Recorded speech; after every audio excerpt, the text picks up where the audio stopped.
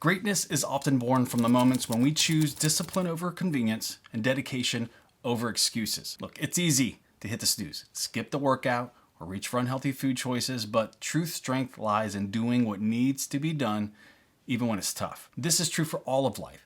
Embrace the discomfort of growth because that's where progress thrives. Those early morning workouts, that's where it's made. It's where everything is made. The salad instead of the fast food, the extra set or extra mile when you'd rather rest. These are the choices that define your journey towards a healthier, stronger version of yourself. Remember, every small decision you make in favor of your health and fitness goals is a step towards the extraordinary. You are capable of achieving amazing things, but it starts with the discipline and commitment to push past your comfort zone and prioritize your well-being, your goals, and your mental health. For many of us, there is a mental and physical cost to letting ourselves down. I don't know about you, but for many of us, there is a mental and physical cost to letting ourselves down, not doing what we know to be in our best interest. So today, choose discipline.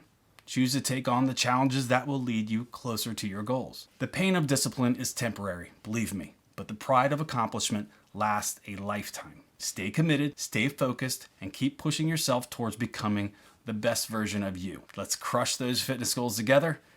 You got this, everybody. Let's go. Look, there is no substitute for consistency. Training to run long distances takes patience, it takes consistency, and it takes commitment. And the hardest part about being consistent is not what you do after you start running. It's not after you get out the door and you get going down the road. That's not the part that's hard. The part that's hard is what you do before you ever get out the door. You have to constantly battle that lazy person in your brain that wants to talk you out of doing the things that you need to do to reach the goals that you have set for yourself. You see, each day I have that internal conflict. I have that battle within me every single day before I run. My mind starts to make up excuses.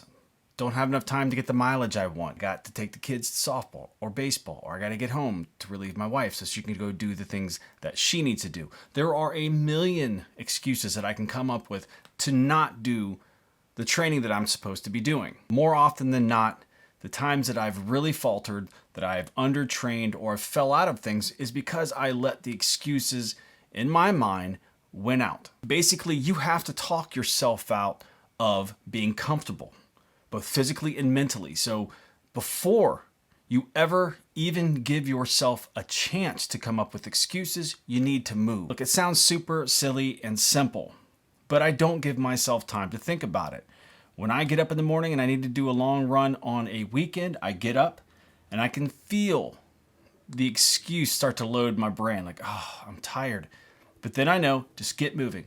So I literally walk to get my clothes on and I get moving, whether it's on the treadmill or outside. I just do the thing. I don't even let that part of my brain take over that will allow me to go back to sleep or make an excuse to say that I'm going to do it later. I literally have a reflex now that just pushes me through it. And on top of really trying to train this reflex to ignore these signals, these excuse signals that kind of pop up when you're tired or you're thinking of other things you should be doing, some other things that you need to do that really help. Sleep. Getting enough sleep is key. Because a lot of times when you make an excuse to not run, it could be because you're tired and your body just doesn't have the energy, which then makes you make a poor decision like not working out. Eating enough, eating well and eating enough. You need to make sure that you're eating enough calories in the morning, that you bring something for lunch, and then you have a pre-run snack if you need it. Bring gels, bring whatever you need to help get your body the energy it needs to help fuel the exercise that you're gonna be doing that afternoon or in the morning if you have to get up to do that before your run. You need to set yourself up for success no matter when you're going to be running. Another thing you need to do to be more consistent in running is run easy. 80% of your runs should be at a easy pace. 20% should be your workouts, your harder workouts, but 80% of them should be at an easier pace. So make sure that when you're going out that you're not, pegging the odometer there every single time you go out, because that's going to eventually lead to not only injury, but you falling out of running completely. So be kind to yourself. Don't be overly dogmatic when it comes to the workouts. If you can't get in your normal workout, go do another workout. You'll be fine. Get some mileage in, get moving, do something so you keep that momentum up. Look, routine equals consistency, consistency equals results.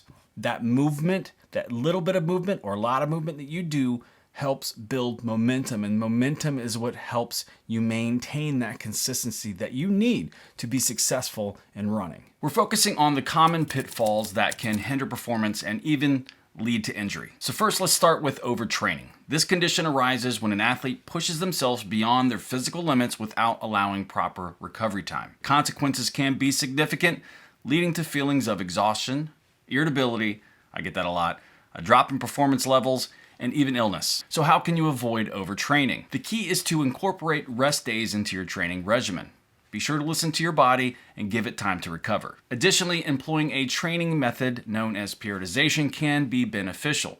This involves cycling through periods of harder training followed by easier days or complete rest days, which help ensure your body stays in balance. You need to absorb all that training. Keeping an eye on the volume and intensity of your workouts is also crucial in avoiding unnecessary strain. You might also consider cross-training, which can provide cardiovascular benefits while reducing stress on your joints. By ensuring you allow your body to recover completely, you can optimize your performance in the long run. Next, let's discuss nutrition, often referred to as the fuel for endurance athletes. My favorite part. Many ultra runners concentrate heavily on their mileage, but can overlook the importance of a balanced diet. I'm extremely guilty of this. Consuming too few carbohydrates can lead to glycogen depletion, commonly experienced as hitting the wall during races. To combat this, it's helpful to practice specific fueling strategies during your long training runs. You can experiment with different energy sources, including gels, energy bars, and whole foods to see what your digestive system tolerates the best. Whole foods is the best for me, but I can supplement with gels. Hydration plays a critical role here as well. Making sure you're replenishing lost electrolytes is essential, particularly when sweating profusely, like I do during long runs. Taking a look at your fueling strategy and fine-tuning your nutrition plan based on your body's responses will help you stay energized for training and race day. It's important to also fuel during training. I am super guilty of this, but don't overlook this part. Now let's address the issue of hydration. Staying properly hydrated is vital for maintaining optimal performance and overall well-being, especially in ultra running events that can stretch for 12 to 24 to multi-day events. Many athletes misjudge their hydration requirements, either by drinking too much or not enough. It is essential for you to gauge your fluid intake based on factors like sweat rate and the surrounding environmental conditions. Lots of elevation change, being at elevation, being exposed, the effort level that you're putting in, all of these things can affect your fluid needs. During your longer workouts, aim to establish a consistent routine for drinking fluids.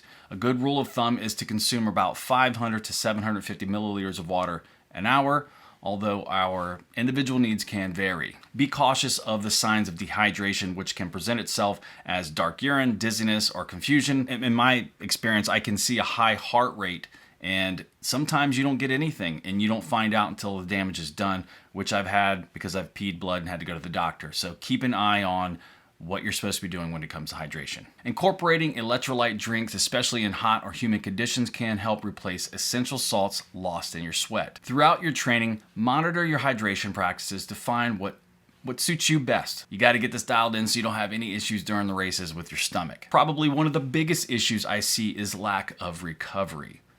People, you gotta rest. It is an often underappreciated aspect of training. Recovery is crucial for ultra runners. After long and demanding training sessions, your muscles require time to heal and rebuild. Neglecting this can lead to chronic fatigue and could raise your risk of injury. One effective strategy is to include active recovery days in your routine. Activities like jogging, swimming, or cycling can enhance blood flow without adding further stress to your body. Now let's talk about sleep. This too cannot be underestimated. Aim for quality sleep on a consistent basis, as this is essential for effective recovery. It is also important to be aware how your body feels. Ignoring the signs of pain or fatigue can lead to more severe injuries down the line. Always pay attention to what your body is telling you. If you're feeling particularly drained or experiencing ongoing discomfort, it may be wise to adjust your training accordingly. Rest when you need it, monitor your sleep. You need this to stay healthy on the long run. Look, ultra running is a sport of excess. And many of us fall into the trap of thinking more is better. But as with anything, you can put yourself in a situation of diminishing returns if you don't keep an eye on your body and your need for recovery. Implementing recovery techniques such as foam rolling, proper stretching, and even professional massages can help alleviate tightness and promote healing. Keeping a detailed training log can provide insights into your energy levels and any discomfort you are experiencing. This will help aid you in identifying when you may need to slow down or alter your training regimen. I use Strava, and I also use my Garmin app, which lets me keep an eye on my sleep and how I'm feeling and my recovery and all of those things. It's really a smart thing to do. Understanding that recovery is a part of your training and not simply a break from it is essential for achieving peak performance in endurance sports. By effectively managing overtraining, prioritizing your nutrition, maintaining proper hydration, and valuing recovery, you can enhance your overall performance and enjoy your running journey much, much more. So here's to reaching your goals with a balanced and well-informed approach. If you'd like to see some more videos on training, go ahead and click right here, and I'll see you in the next video. Thanks for watching.